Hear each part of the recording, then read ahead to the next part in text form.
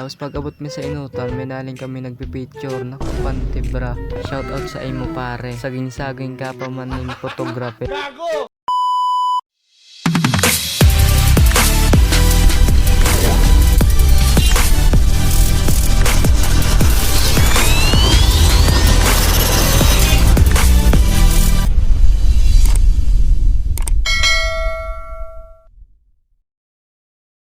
Guys, yan po palan kami dito nato.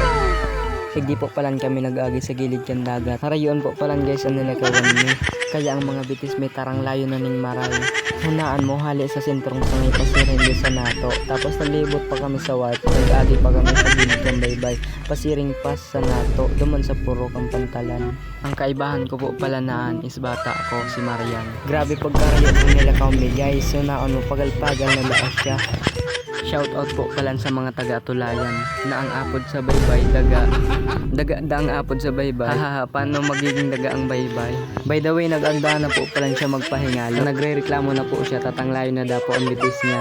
Tuminuko na nga ni po siyang bigla, taday niya na po talaga da kaya. Ako man napanay ang video, nagnyengeret-nyeret pa habang siya nakatuko tapagal na. Grabe man kaya sunod na may harayoon talaga. Kasing rayo kang pagiging LDR nindun duwa. Gago! So binayaan ko na nga ni siya guys, tabo ko na sa iya. Suba man lang, nag-inot man lang ko sa iya.